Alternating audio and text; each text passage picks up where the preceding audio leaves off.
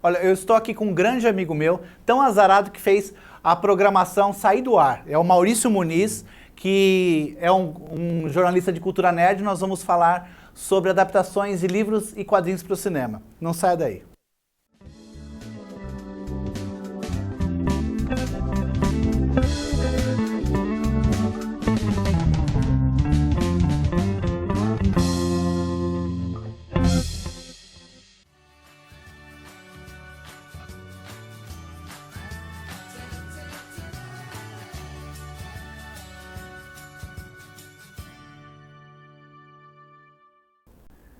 Esse cara é muito azarado.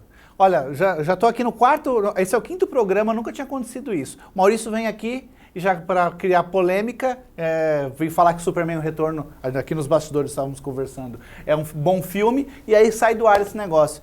Dá um oi pessoal de casa, Maurício. Oi de novo, pessoal. Desculpa que caiu. Parece que é a primeira vez em 5 anos da TV que cai o sinal.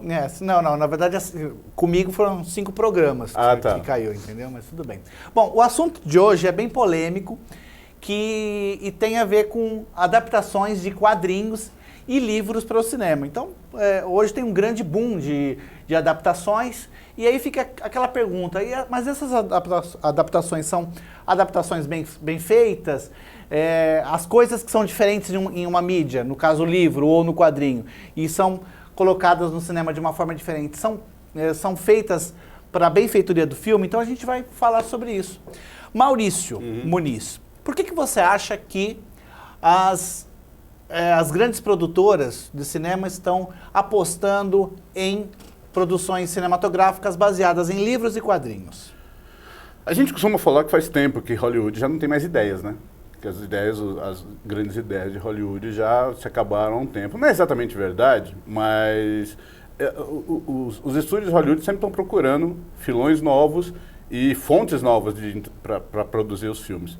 E, realmente, mais recentemente, eles descobriram o potencial dos filmes de quadrinhos, que a gente já tinha filmes de quadrinhos, desde os anos 60 até, o mais famoso é o Superman, o primeiro filme de 78, 78. Né?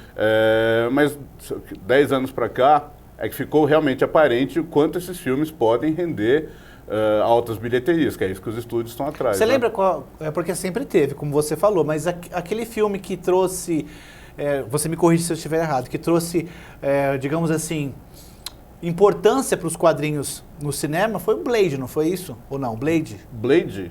Como importância, você fala? Porque, veja bem, existiam filmes isolados, do Superman, de 78, ok, mas era um aqui e outro ali. Aí quando veio o Blade, foi uma produção que deu super certo e abriu caminho para que houvesse outros filmes vindo um atrás do outro. Ou não foi isso? O Blade é quê? De 98, se não me engano? Eu não me lembro. É por aí. Eu não me lembro. Eu acho que o Blade foi um filme importante, assim, era um produto da Marvel, né, mas de uma outra produtora, não era a Marvel, mas o que eu acho que realmente abriu os olhos de Hollywood para o potencial do cinema baseado em quadrinhos foi os X-Men. De 2000. De 2000 e o Homem-Aranha. O Homem-Aranha do Sam Raimi, o primeiro. Que foi um boom. Do Sam Raimi foi de 2001 ou 2002, né? Nossa, tudo isso? Tudo isso, cara. Caramba! E eu acho que esses filmes foi o que abriu mesmo os olhos pro potencial A Sony fez uma fábula de dinheiro com os Homem-Aranha, né? Os do Sam Raimi, que eu sou um dos que não acha grande coisa aqueles filmes, na verdade. Mas deu muito dinheiro e abriu o caminho. Daí veio os outros, a Warner lembrou do Batman, que ela sempre lembra do Batman, na verdade, né? Já tinha os filmes do Tim Burton e do Joe Schumacher nos anos 90, mas daí em 2005 teve o Batman Begins, foi o que eu considero o primeiro filme do Batman. Finalmente fizeram um filme do Batman. Mas você não gostou do Tim Burton, de 89? Nossa, não, muito ruim, né, cara? Por que é ruim? Não fala assim. É muito farsesco, né, cara? É uma farsa. É a adaptação do seriado de TV do Adam West para as telas, assim. Só com o Batman vestido de preto. Tá bom. Diz pra mim, quando você acha que uma adaptação funciona e quando ela não funciona? A adaptação funciona quando ela pensa que aquilo tem que ser um filme. Ela tá pegando a base da história e transformando aquilo para uma outra mídia. Então tem que funcionar naquela nova mídia. Não importa, o pessoal, o fã de quadrinho, gosta de reclamar. Aliás, fã de quadrinho é o fã que mais reclama na cultura pop, tá? Mas então ele gosta de reclamar quando o filme mudou alguns elementos, um personagem deixou de ser... Até quando mudam a etnia do personagem, o pessoal gosta de reclamar. Cara, mas o filme tem que funcionar pelo filme. Ele tem que funcionar a história, porque as produtoras, os estúdios, eles não podem pensar só no público básico de quadrinhos. Se ele pensar só no público que gosta, que é fã, que compra o quadrinho, ele não pode fazer o filme só para esse cara. Esse cara é muito pouco. Esse cara vai dar 2 milhões de bilheteria para ele. Quando o filme quer alcançar 1 bilhão de bilheteria, entendeu? Não, então, ele não pode pensar. O filme tem que ser um produto em si, fechado, que funciona para você que é fã de quadrinho, para mim que não sou, chegar lá e se divertir. Quanto você acha que vale a pena ser fiel aos quadrinhos? Eu acho que o espírito do quadrinho tem que ser mantido. O espírito do que é a história. Por exemplo, se a gente for ver, citando um exemplo recente, que todo mundo falou mal, todo mundo xingou, com razão, que é o filme novo do Quarteto Fantástico. O Josh Trank, que é o diretor e roteirista do filme, um dos roteiristas, ele foi escolhido para o filme porque ele tinha feito um filme mais ou menos de super-herói, que era aquele Poder Sem Limites, que é um filme bacana, sobre uns garotos que encontram um meteoro e ganham poderes. Só não, que ele... não é aquele com o Bradley Cooper? Não, é um recente, são uns moleques, tá. Meio filmado como se fosse tudo câmera de celular também. Ah, tá. E daí a Fox o contratou para fazer o Quarteto Fantástico. Mas ele mesmo admitia que ele nunca gostou do Quarteto Fantástico nos quadrinhos. Aí é ruim, né? É ruim, né, cara? Assim, não é que o cara, porque ele não lê os quadrinhos, ele não possa fazer um filme do personagem. Por exemplo, eu não vejo, por exemplo, o Kenneth Branagh lendo Thor. E ele fez o primeiro Thor. Né? Talvez ele conheça o personagem. Mas você não precisa gostar exatamente, mas você precisa entender. Então, aí que está a ligação. Ele não gostava, então ele não entendeu. Então o filme realmente não é um filme do Quarteto Fantástico. O Quarteto Fantástico sempre se destacou por ser um quadrinho sobre uma família de super-heróis que enfrentam coisas estranhas. É quase um quadrinho de ficção científica mais do que ser um quadrinho de super-heróis. Então ele não pegou esse espírito. Então, se ele mantivesse a base, o espírito da HQ, não precisaria ser um filme fiel, fidelíssimo a toda a história. Até porque tem muita coisa que não vai funcionar. Tem nos quadrinhos, mas não vai funcionar em outra mídia, né, cara? Me fala uma coisa, na sua opinião, quem tem que se sair do melhor, Marvel ou DC no cinema? No momento, meus amigos em casa vão me encher o saco por falar isso, Pode falar uns nomes aí. O Wilson Simoneto, o Carlos Alberto Bárbaro, todo mundo vai me encher o saco, o Eduardo Marchiori, que são todos do Pastel Nerd, o blog que a gente faz juntos, porque eu sou muito fã da DC. Mas, não, a Marvel no momento está fazendo a coisa certinha, eles estão fazendo um processo invejável, assim, e que não tem como elogiar nos filmes, né? Mas vale lembrar que quem começou tudo isso foi a DC. E eu ainda acho que, apesar de tudo, os melhores filmes são os que baseados em personagens da DC, que são primeiro o Superman, o Superman 2, os Batmans do Christopher Nolan, né? E até como a gente estava falando nos bastidores, o Superman o Retorno, que é um filme que eu gosto. Eu acho esse filme muito ruim. Não, é um filme legal, Ele tem efeitos especiais muito bons, mas não, a história... Aí que tá, eu acho que tem uns efeitos especiais muito ruins de vez em quando, tem uns problemas, assim. Tem uns efeitos bons. Mas eu acho um filme bacana, assim, é uma continuação, né? O erro dele é ser um pouco reverente demais aos primeiros, aos 78, ao Superman 2. Ele é uma continuação direta do Superman 2. Né? Até a trilha sonora mesmo, né? Ele é um pouco reverente demais e talvez ele seja talvez um pouquinho romântico demais, o filme. Mas eu gosto, cara, é um filme bacana, assim. Maurício, vamos fazer uma brincadeira aqui. Eu quero saber suas opiniões sobre o que vale a pena ser adaptado e o que não vale. Então, eu vou fazer umas perguntas aqui para você de coisas que foram muito mudadas e algumas que são ínfimas, que foram mudadas do quadrinho para o cinema. Pergunta. E você me diz o que você acha. Vamos lá. Do Homem-Aranha do Sam Raimi. Teias orgânicas. Compreendo totalmente esse teias orgânicas, porque para o público comum, como a gente estava falando, o público médio, por que ele é Homem-Aranha? Porque ele gruda na parede? Não. Então tem muito mais lógica ele lançar teias orgânicas. Para o espectador comum, é muito mais fácil, ele lança teias, por isso que ele é o Homem-Aranha, tem a ver com os poderes, né? Pelo menos ele não lança pela bunda, né? Como é normal, né? Vamos lá, Constantine com Keanu Reeves, cabelo loiro e nacionalidade trocada. Cabelo loiro não, né? Cabelo escuro, na verdade. No cabelo filme, escuro, que não é loiro, desculpa, eu anotei errado aqui. Tá.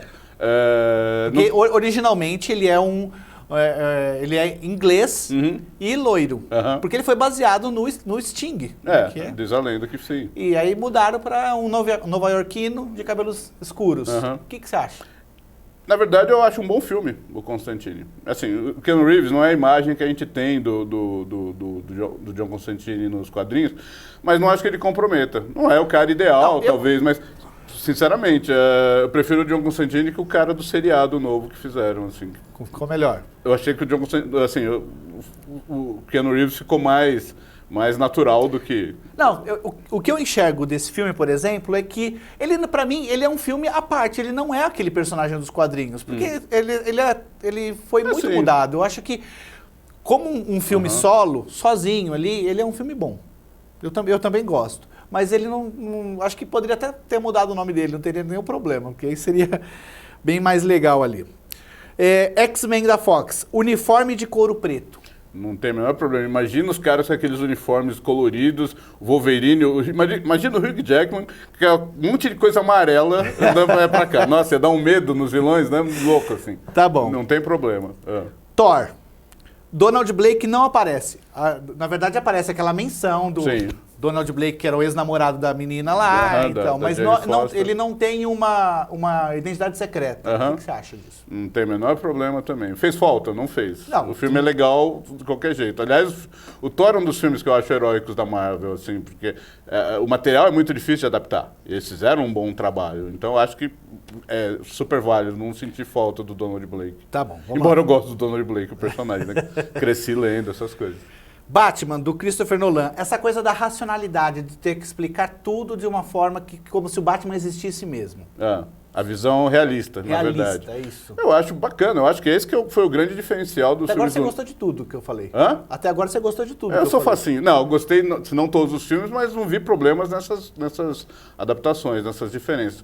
Os filmes do Christopher Nolan são, pra mim, os mais perfeitos filmes de super-herói já feito. Eu também acho. Não, acho perfeito. 2 decenalta aqui é complicado, né? Devia ser um... A DC é melhor que a Marvel, eu acho fácil. Bom, de qualquer jeito, os filmes do Nolan, cara, são perfeitos, assim, na concepção, na visão realista do Batman. Eu acho, assim, é o padrão a ser seguido. Eu acho que eles vão mudar isso para os novos filmes. Esse Batman vs Superman que está para estrear, já deu para notar que vai ter um tom mais Marvel, na verdade, né? O Batman vai pular mais, vai usar mais os ganchos dele para ficar pulando de lá para cá, essas porque coisas. Também, o cara... Não, que eu não acho problema também. Vai lutar contra o Superman, no mínimo ele tem que sair da frente quando o Superman jogar o raio. Senão ia durar 5 minutos o filme, né? Mas eu acho bom até mudar o tom, não precisa fazer o Batman sempre igual, né? Então acho que tudo bem, mas os do Nolan, para mim, são os filmes perfeitos de super-herói. Tá, mais um aqui. Watchmen, do Zack Snyder. A grande ameaça ser o Dr. Manhattan no filme. Nos quadrinhos é diferente. O Dr. Manhattan, lá vai spoiler, né? Se você nunca leu o Watchmen, acabou a graça pra você. Nos quadrinhos também, só que eles mudaram, né? O que era a grande ameaça, o tipo de ameaça que o Ozymandias, na verdade, tinha criado, não é o Dr. Manhattan, né? Na verdade, o Ozymandias tinha criado uma farsa toda, e que mudaram no filme. Tem gente que acha melhor o final do filme, na verdade. Eu acho um filme válido, assim. Talvez aquele final do quadrinho, com aquela lula gigante, extra, de outra dimensão que aparece, ficasse realmente estranho em filme, né? Então você achou que foi legal também? Sim, eu falo, cara, não precisa ser exatamente a mesma história. Tá, agora eu quero saber se você... Olha, você até agora aceitou tudo, muito facinho. Agora eu quero ver isso aqui, ó. Superman, do Christopher Reeve. Telecinesia. Teletransporte e visão reconstrutora. Vou explicar pro pessoal de casa. Telecinesia é aquela coisa de você controlar, mexer os objetos à distância. No Superman 2, o General Zod, ele tem os mesmos poderes que o Superman. Aí ele sai um raio do dedo dele, ele levanta uma pessoa. Então, esse aí é a telecinesia. O teletransporte no final do Superman 2 também, que eles estão lá na Fortaleza da Solidão, aí desaparecem, ficam sumindo e desaparecendo. E a visão reconstrutora, destroem a muralha da China no Superman 4, né?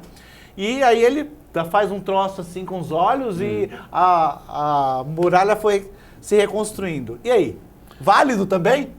Não existe Superman 4, eu não sei do que você está falando. Mas do Superman 2, sim. Hã? O Superman 2, sim. O Superman 2, sim. E aí, esses poderes aí? É bobeira, né, cara? É coisa... Não precisava. Cara, não precisava daquilo, né? Aquele negócio de raio. Onde o Superman já lançou raio pelo dedo, tirar né, cara? tem uma outra também, ele tem o símbolo dele, sai uma coisa gelatinosa que joga contra o... Ah, e tudo bem, uma brincadeira, pode ser uma tecnologia, né? Mas não é dos poderes, né? Então é meio bobeira, mas se a gente for ver, os filmes... O Superman 2 é de 1980. A visão era outra, né? Eles estavam meio fazendo um filme meio, aspas, pra molecada, assim. Não era um filme que se leva a sério. Até porque o diretor muda. Do Superman 1 pro 2. Do Donner pro Lester. O Richard Lester, né? O Richard Lester era um diretor de comédias. Ele tinha feito coisas assim, de humor na Inglaterra. Então, ele tem uma outra visão. Aliás, outro dia estava passando, até na HBO está passando o Superman 2, a versão do Richard Donner, né? Você vê que é mais sério, assim. Tem umas bobeirinhas, assim, mas é mais sério. Não que o Superman, o primeiro, seja um drama de Shakespeare também, mas o Superman 2 se leva muito... menos a sério, né, do que o primeiro, assim. Então é bobeira que você deixa meio passar, né? Entendi. Porque é divertido ainda assim. Eu também acho. Olha, tem um monte de pergunta aqui. Eu vou fazer essas perguntas depois que o pessoal de casa vê um recadinho aqui. Se você escreve contos, crônicas ou poemas, você precisa participar das coletâneas literárias da Andros Editora. Acesse www.andros.com.br e envie seus textos. Vamos lá, olha aqui, ó. Pergunta do Luiz Trigo. O que você acha da DC não considerar as suas séries quando faz a versão cinematográfica? Eu acho que eles podiam misturar os universos, sim. Eu acho bobeira não misturar. Vai ter ou não vai ter um Arqueiro Verde nos filmes, ou ele não vai ser o mesmo. Aliás, já não vai. O Flash do cinema vai ser outro cara. Acho que é bobeira. Acho que eles podiam seguir o exemplo da Marvel e usar e transformar tudo num universo só. Ia ser mais divertido. Entendi. Tem uma outra do Luiz Trigo que fala por que você não gosta do Homem-Aranha. Eu não gosto do Homem-Aranha do Sam Raimi, provavelmente. Porque do Homem-Aranha... Até do Homem-Aranha dos quadrinhos, eu não sei se eu gosto mais, não. A Marvel transformou num dramalhão muito grande. Eu acho que os Homem-Aranha do Sam Raimi não parece o Homem-Aranha pra mim. Não é o Homem-Aranha que eu cresci lendo, assim. Ele é um personagem chorão, reclamão, sem graça, que não faz piada quando se transforma no Homem-Aranha. E eu acho chato. Eu vi umas 2, 3 piadinhas só, mas diluída no filme não tem eu acho espírito, chato, né? os filmes do Sam Raimi do Homem-Aranha. Ó, esse aqui é o Mocinho. Sim, Batman de Tim Burton foi infantil mesmo. Mas a época achei super adulto. Que mulher gato foi aquela? É pra concordar? Concordo. A Michelle Pfeiffer é uma gata. Luiz Trigo de novo. Marvel Rules. O que mais aqui tem? Só o Luiz Trigo que quer fazer pergunta, só ele. Antônio Reis. Maurício, qual na sua opinião é o melhor filme da Marvel até agora? O que eu mais gosto é o primeiro Vingadores. Embora, assim, tá muito próximo ali do primeiro do Capitão América, o Soldado Invernal, que é um filme... O Capitão América e o Soldado Invernal é quase o Batman do Christopher Nolan, né? É um filme sério, intriga política. Eu gostei pra caramba. Não, muito, muito bom, né, cara? Assim, Mas assim, quando a Marvel imita a DC, ela sempre se dá bem. Você curtiu Homem-Formiga? Eu gostei, mediamente, assim. Sério mesmo? Nossa, não amei, não. Foi um dos filmes que eu mais gostei. Eu fui com uma expectativa lá embaixo, eu achei fantástico. Eu achei bom, filme bom, assim. O pessoal tem uma mania, eu dei nota 3 estrelas pro Vingadores, a Era de Ultron, né? 3 de 5 ou de 10? 3 de 5. É um filme bom, né? Mas daí eu vou nos eventos e o pessoal vem pra mim, por que você não gostou do Vingadores 2? Não é que eu não gostei, né, cara? Tem que ser tudo 880, né? Você não pode falar, não, achei mais ou menos. Né? Eu sou engraçado com isso. Deixa eu fazer uma outra pergunta pra você. Pessoal, pode mandar mais algumas perguntas aí. A televisão, você acha que a televisão é melhor pra adaptar quadrinhos do que o cinema? Não, eu acho só uma mídia diferente.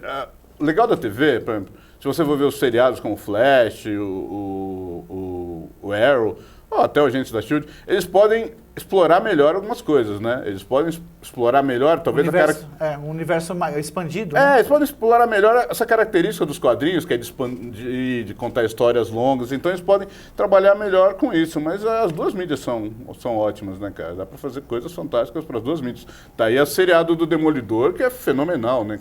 Assim, o do Demolidor é talvez a melhor coisa que a gente já viu de quadrinhos na TV até hoje. O que você acha, então, o que você acha que que vem trazer, a Netflix vem trazer de contribuição para o universo dos quadrinhos? Esse acordo que eles fizeram com a Marvel, vão fazer 4 seriados a princípio, baseados nos personagens de segundo escalão, ou até terceiro, da Marvel. Eu nunca tinha ouvido falar da Jessica Jones. Não. Então, é personagem de terceiro escalão, ela nem tem um título próprio mais, né?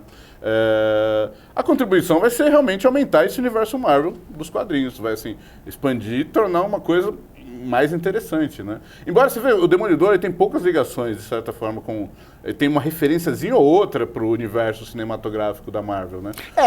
Teve lá na parede do jornalista tinha lá alguma coisa de como que é? Do Vingadores 1, do quebra-pau lá que teve. De Nova York. Falar, se eu fosse Capitão América, umas piadinhas assim, mas ele é uma coisa quase separada mesmo, né?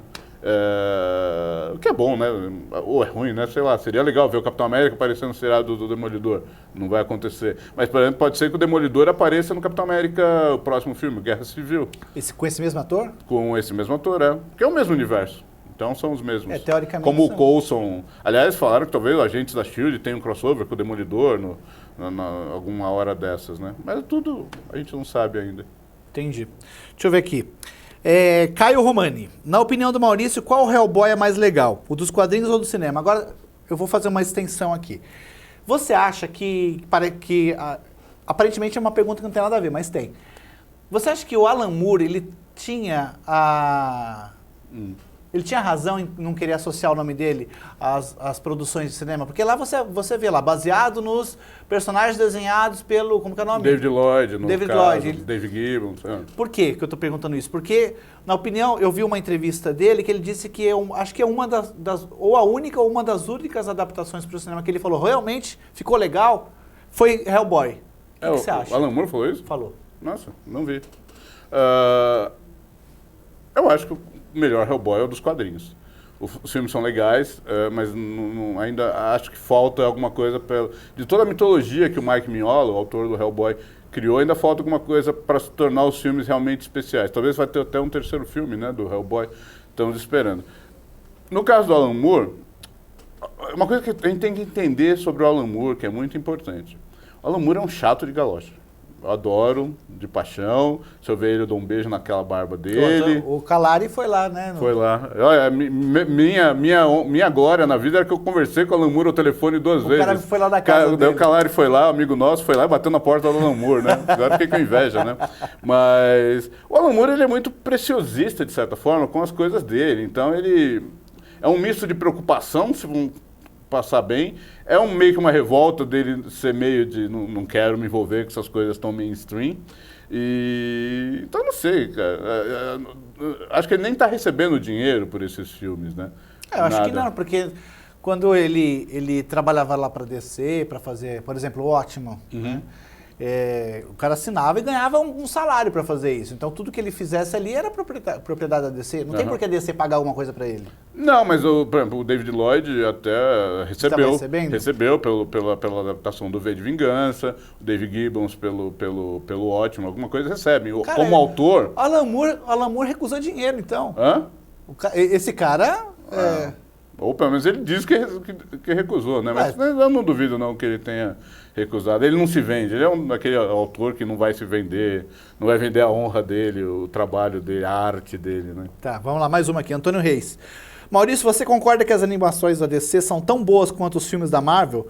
Já as animações da Marvel não são tão boas quanto as da DC, excluindo os X-Men dos anos 80 e 90? Sim. Tem que elaborar?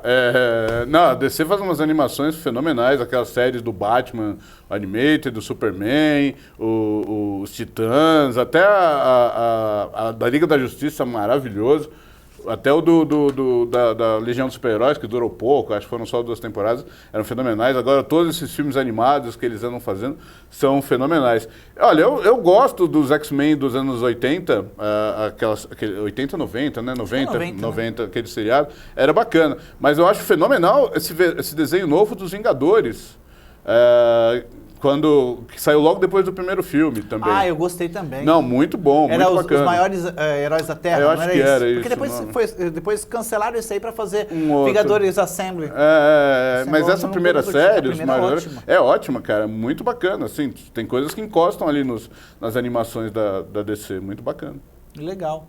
Maurício, olha só, você é um cara que trabalha bastante em prol da cultura nerd. Agora você tem um site chamado Pastel Nerd que você e outros amigos jornalistas... Fazemos por enquanto só pela diversão. Assim. Exatamente. Ganhar que é bom nada, né? Dinheiro não, mas o Pastel Nerd, o que a gente fez? A gente uniu um grupo de profissionais do mercado editorial que são nerds. Fala aí, quem são essas pessoas? Eu sou editor, mas temos o Ben Santana, que é de Curitiba, que é tradutor, tem o Fábio Shoa, que é redator, o Carlos Alberto Bárbaro, que é tradutor e revisor, tem o Gustavo Dyer, que escreve e é cartunista, tem o Eduardo Marchiori, que também trabalha No Mundo Nerd, no Mundo dos Super-Heróis? No Mundo Nerd, no Mundo dos Super-Heróis. Gustavo não? Gustavo Dyer, falei. Tá. Não, eu estou esquecendo alguém, você me confundiu. Vicola. Não, Vicola não faz? Não. Ô, Vicola, tem que fazer alguma coisa Tem aí. o Fábio, o Wilson Simoneto também. Simoneto. Que tem cuidado ele fez uma pergunta que depois eu quero te... Tá. O Wilson Simoneto, que também que faz as entrevistas e é nosso diretor de mídias sociais, que é ele que divulga na internet nossos textos. Legal. Então, mas é uma brincadeirona, assim, né? O logo que foi feito pelo Joel Lobo, que é um artista gráfico de mão cheia, né? E é uma brincadeira da gente levar para a internet alguns questionamentos que a gente tem sobre a cultura pop. Não é um site de notícias, um site de crônicas nerds, né? De matérias também. De matérias, artigos, opinativos, alguns já criaram polêmica. Então, eu tenho alguns aqui que eu gostei, eu separei alguns títulos que eles são totalmente autoexplicativos. Olha só, na minha época os quadrinhos eram melhores, mas será que eram mesmo? Sim, é um texto do Ben Santana muito bacana. Tem toda uma cultura dos fãs de quadrinhos de falar, na minha época os quadrinhos eram melhores. Como se só naquela época tivesse quadrinho bom, depois dos anos 80 não foi feito nada bom. Não é bem assim. Tem coisa muito boa hoje, nem tudo daquela época era ótimo, como é normal, né, na cultura pop, né, cara? Assim, a gente tem uma memória afetiva muito grande. Acha, na minha infância era tudo maravilhoso, né? Tudo perfeito. Não é, tinham histórias ruins também. E às vezes se você for ler hoje aquelas histórias, você vai falar, nossa, como é que eu pude gostar disso? A gente tem isso com seriado de TV muito, né, cara? Você gostava quando era criança, vai ver de novo e fala, nossa senhora, né? Porque eu era criança, tudo bem, né? Era uma boa... Foi legal na época, né? Hoje é que já não te diz nada, né? Mudou bastante, né? Marvel e DC não ganham mais prêmios no mercado de quadrinhos. O fim está próximo? Isso é um título apelativo nosso, quando a gente usa uns títulos apelativos. Mas a verdade é, a Marvel e a DC não estão ganhando mais os prêmios importantes, o Harvey, o Eisner nos Estados Unidos, eles não estão ganhando. Quem está ganhando são as editoras menores, a Dark Horse, a Image, as editoras independentes, né? O fim está próximo, é que é o exagero, na verdade, da brincadeira. A gente sabe que o fim não está próximo. Mas a gente se pergunta se o fim da qualidade, né, das histórias boas dessas editoras se acabou. Não vai mais ter, não tem mais história nessas editoras que valem a pena ganhar prêmios. É uma situação complicada para o mercado, para quem gosta de super-herói, né? 10 filmes de heróis em miniatura que não são Homem-Formiga. É legal. Eu lembro de Viagem Insólita. Viagem Insólita, o Querido Encolher as Crianças, né? Tem vários. O Incrível Homem que Encolheu. Então a gente brinca muito no site com essas coisas da cultura pop que estão acontecendo. A gente tenta dar uma outra visão. Olha esse outro aqui, O Fantástico Mundo do Quase. Filmes, quadrinhos e séries que não existiram para nossa sorte. O Fábio Shoa fez uma brincadeira de coisas que tinha o projeto, quase saiu e não saiu. Assim, a do Superman do Tim Burton? Superman do Tim Burton é outras coisas terríveis do qual escapamos, né, cara? Ainda bem, né?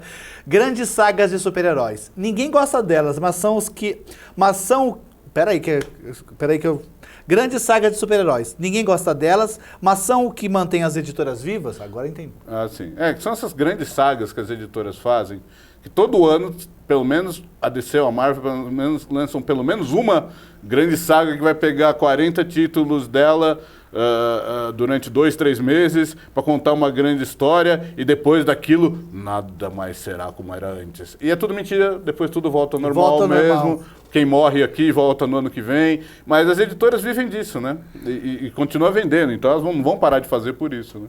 Aqui outro. As 5 teorias mais estranhas e surpreendentes do cinema. Acho que é do Fábio também esse texto, né? Mas eu não lembro mais o que é. São muitos textos, né, Maurício? São muitos textos. Não, a gente tem uma média de 3, 4 textos por semana, então a gente já está no ar há um tempo. E aqui tem mais 10 razões pelas quais ser leitor da Marvel era mais legal nos anos 80. Essa é uma matéria do Eduardo Marchiori, que é um Marvete irredutível, assim, então ele não é dos que acham que só tinha quadrinho bom nos anos 80. Mas tanto que a matéria não é só sobre isso, é sobre coisas legais que aconteciam ligadas aos quadrinhos da Marvel nos anos 80, principalmente para quem lia aqui no Brasil. É uma matéria para quem estava no Brasil. Então as coisas que a Abril fazia, que lançava, algumas coleções, umas brincadeiras que tinham que eram legais. Entendi. Enquanto o programa está no final, né? Enquanto você responde essa pergunta que eu vou te fazer, a gente vai colocar os seus contatos aqui no... Tudo bem. Tá? Vamos lá. A pergunta é a seguinte, o Wilson Simoneto perguntou assim, o que você acha de Thor 2? É ruim pra dedéu. O filme infernal de ruim, cara. Acho que é o pior filme da Marvel. Eles conseguem ser o pior filme da Marvel. Tem gente que gostou, sem problema, não tem problema. Tem gente que gosta de futebol, eu também não gosto. Tem gente que, sei lá, gosta de carnaval, eu também não gosto. Mas respeito, então. Tá. Não, mas o Thor 2 é terrível. E ele também achou. Ele dormiu no filme. Ele tira barato, mas ele também dormiu no filme. O Wilson também é colaborador nosso do Pastel Nerd, né? Tá certo. O Pastel Nerd surgiu, o nome, só que eu posso contar rapidamente. Estamos no final. Nome, porque, na verdade, posso ficar mais 2 horas falando, não. então. Vocês comeu muito pastel depois dos eventos? Não, a gente faz umas reuniões regulares chamadas, que a gente começou a apelidar de Pastel Nerd, quando a gente sai pra comer pastel, né? Eu fui lá uma vez. Então, daí virou o título do site. Visitem a gente, mandem sugestões, briguem, xinguem. Tá certo. Meu amigo, muito obrigado. Eu que agradeço. Eu quero ver você aqui mais vezes. Eu posso voltar amanhã. Amanhã não. Mais pra frente. Dezembro. Tá bom. Agradeço o pessoal de casa. Espero que vocês acessem nosso site também. E estejam aqui na próxima semana no Em Contexto. Muito obrigado.